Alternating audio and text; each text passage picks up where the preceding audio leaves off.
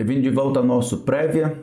Essa é a última lição da teologia bíblica da missão conforme aparece no livro de Jonas. O livro de Jonas conta a história do missionário mais bem-sucedido que fracassou. Nós vemos isso na indisposição dele em obedecer, mas a capacidade que o Senhor tem de utilizar até os erros dos seus mensageiros para realizar a sua missão, que é fazer o seu nome conhecido em toda a terra, ser adorado entre todas as nações, por meio da salvação e da auto-revelação que ele faz, por meio da pregação dos seus profetas, mas por meio de como ele lida ou guia, rege a criação, como acontece no capítulo 1 e também no capítulo 2, quando Deus controla o peixe, né?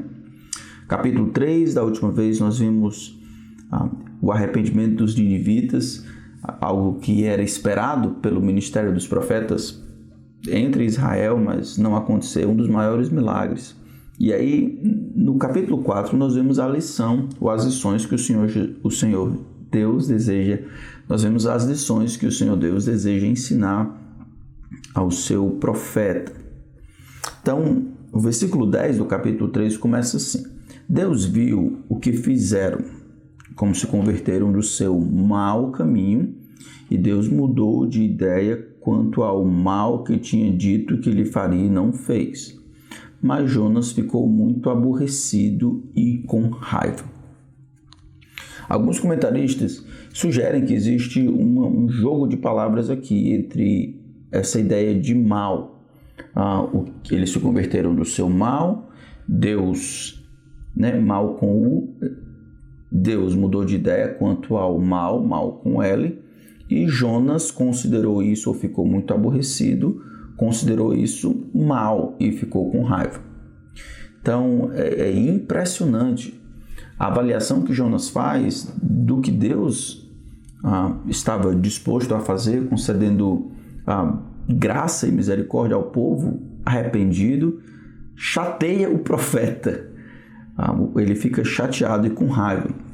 E aí no versículo 2, finalmente, nós sabemos a razão. Jonas, pelo menos, diz a razão que o levou a desobedecer a Deus logo no início. Ele orou ao Senhor dizendo: olha a sinceridade do profeta e olha a disposição que o Senhor tem de ouvir as lamúrias dos seus profetas, dos seus mensageiros. Senhor, não foi isso que eu disse. Ele não diz isso em lugar nenhum, pelo menos não verbalmente, mas parece que ele tinha tido um contato, uma conversa com Deus no capítulo 1. Não foi isso que eu disse, estando ainda na minha terra? Por isso me adiantei, fugindo para Tarsis, pois sabia que tu és um Deus bondoso e compassivo, tardio em irar-se, grande em misericórdia, e que mudas de ideia quanto ao mal que anunciaste. Agora, Senhor, peço que me tires a vida, porque para mim é melhor morrer do que viver. Então, no versículo 2, ele revela uma teologia centrada nos primeiros livros, uma teologia centrada no que Deus havia dito, revelado de si mesmo nos primeiros livros da Bíblia.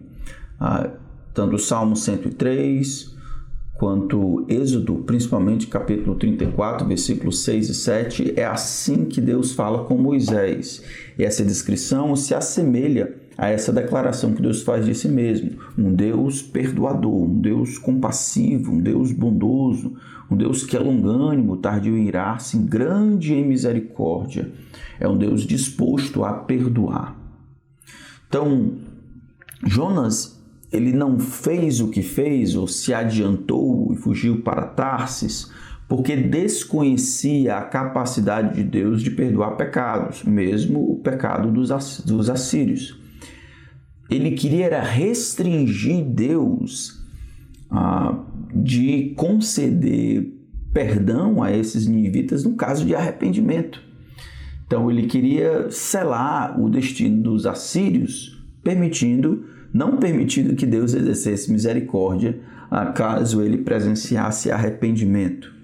É impressionante que um homem dessa envergadura intelectual, vou dizer assim, com essa envergadura teológica, talvez melhor dizendo, que conhecia a verdade a respeito de Deus, quem era o Senhor, como ele agia, estava tão indisposto a permitir que Deus exercesse misericórdia com esse povo.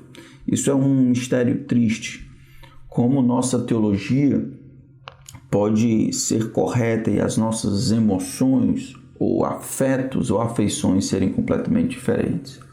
Alguns têm sugerido,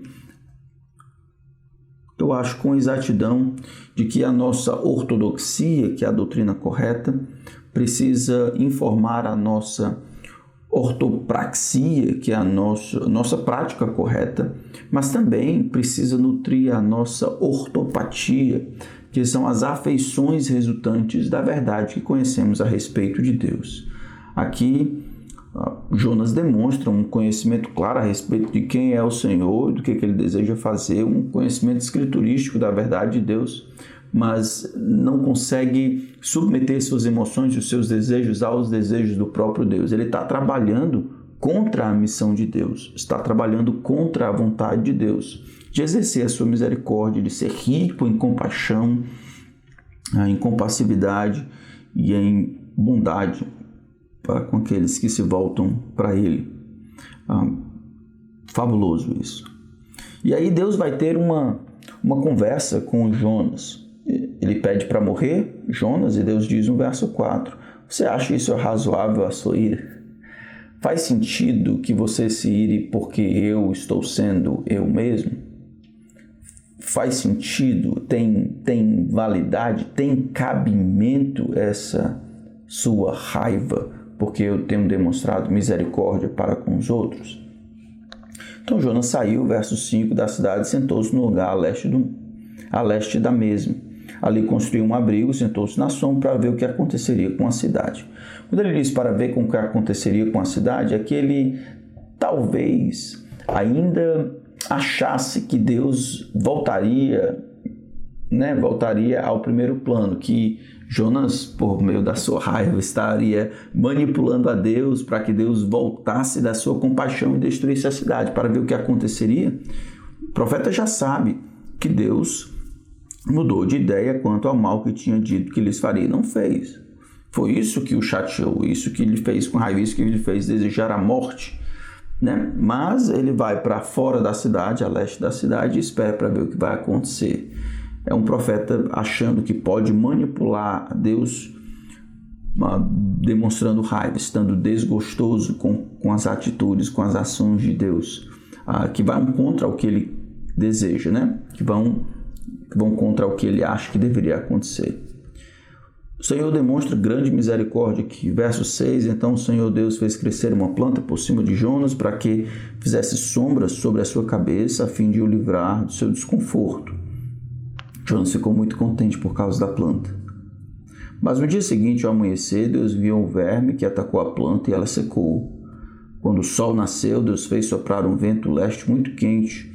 O sol bateu na cabeça de Jonas de maneira que ele quase desmaiou. Então pediu para morrer, dizendo, para mim é melhor morrer do que viver. Então Deus perguntou a Jonas, você acha que é razoável essa sua raiva por causa da planta?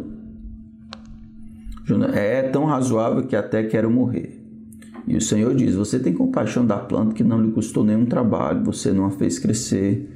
Numa noite ela nasceu e na noite seguinte desapareceu. E você não acha que eu deveria ter muito mais compaixão da grande cidade de Nínive, em que há mais de 120 mil pessoas que não sabem distinguir entre a mão direita e a mão esquerda e também muitos animais?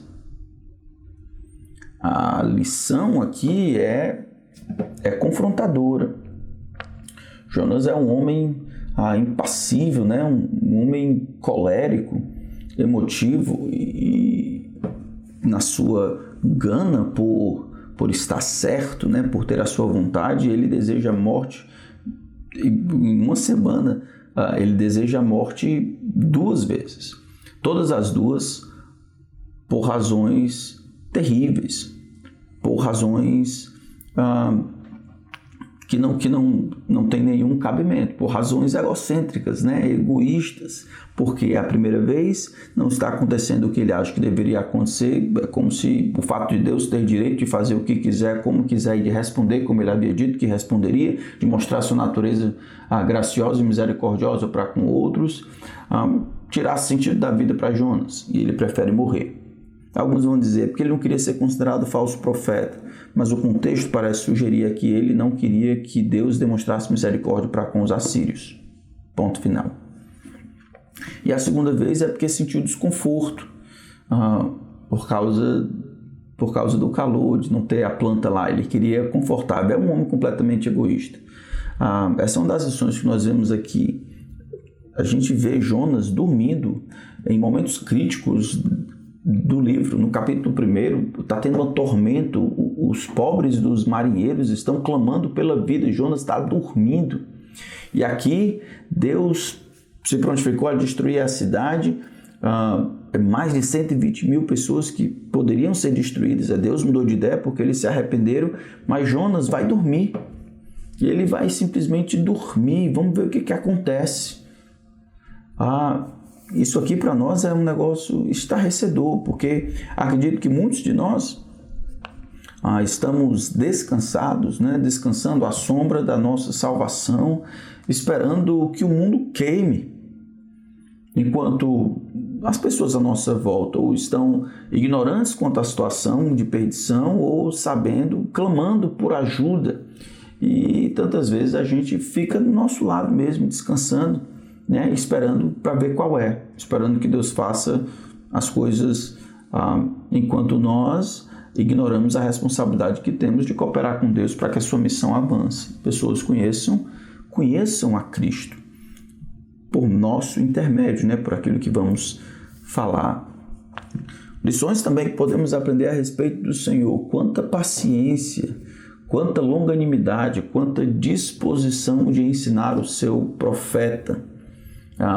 O Senhor usa a planta de uma maneira didática. Olha, a sua compaixão, né, pela planta, que é inferior, que não custou nada a você e que em relação a seres humanos tem um valor menor, deveria testemunhar contra você, né, quando você não tem pena, não tem misericórdia dessas pessoas, dessa grande cidade, mais de 120 mil pessoas, não sabem distinguir entre a mão direita e a esquerda.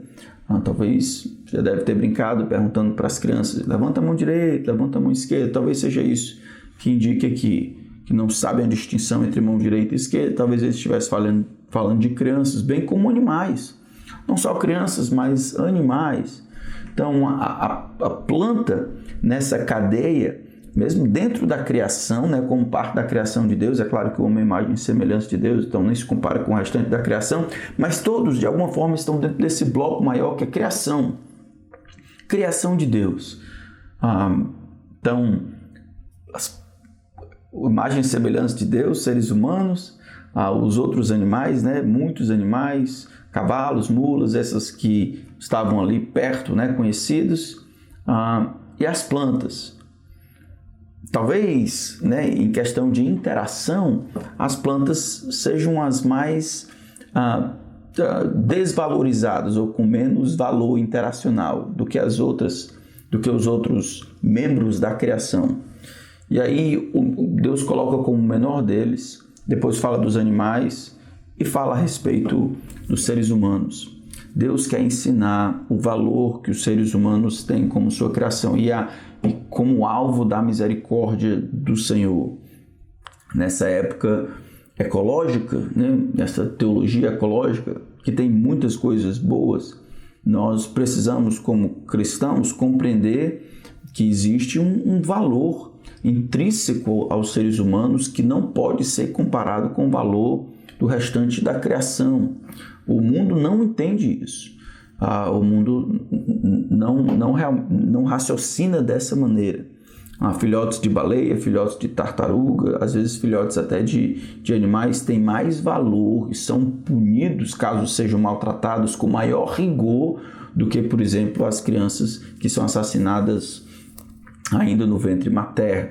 Leva-se com muito mais seriedade essas outras coisas, o corte de determinadas árvores e a fiscalização para ver quem corta as árvores do que outras coisas, saúde e outras questões relacionadas a seres humanos. Mas da perspectiva de Deus, os homens têm um valor maior que os outros membros da criação, como animais e as plantas. E Jonas deveria entender isso. Jonas sabia, mas o seu coração está distante do Senhor nesse sentido. O Senhor continua utilizando de misericórdia para ensinar o seu servo. Interessante, Jonas não faz praticamente nada aqui. Os verbos estão normalmente tendo o Senhor como sujeito. É o Senhor que salva, é o Senhor que manda o vento, é o Senhor que reforça a tempestade, é o Senhor que ordena o peixe, é o Senhor que fala o peixe, é o Senhor que se arrepende do mal que havia planejado, é o Senhor que faz crescer a planta, é o Senhor que manda o vento leste, é o Senhor que fez soprar, tudo é o Senhor que está fazendo. Jonas, apesar de ter o seu nome, o livro não faz muitas coisas, a não ser quando faz errado. Ele fala de maneira errada, ele pensa de maneira errada, ele sente de maneira errada, ele age de maneira errada. Por isso que ele é considerado o profeta mais bem-sucedido que fracassou. O texto fica aberto do seu final e é uma lição para nós. Deus tem essa missão, ele está em missão, o seu desejo é ser adorado entre todos os povos.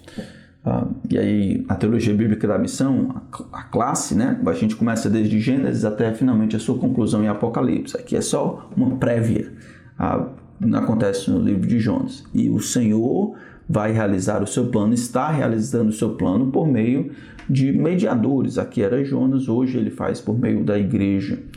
A gente não quer ser como Jonas. A missão de Deus vai acontecer, independente de você e de mim, mas é nosso privilégio estarmos alertas ao que Deus está fazendo, engajados com o que Deus está fazendo, proclamando a sua palavra, falando a respeito do Senhor, trabalhando para que Jesus seja o centro das atenções, o seu nome seja adorado entre todas as nações, para o benefício das pessoas e para a glória daquele que tem direito de ser adorado. Tá bom? Deus abençoe. Terminamos a prévia da teologia bíblica da missão, conforme aparece no livro de Jonas, por aqui. Até mais.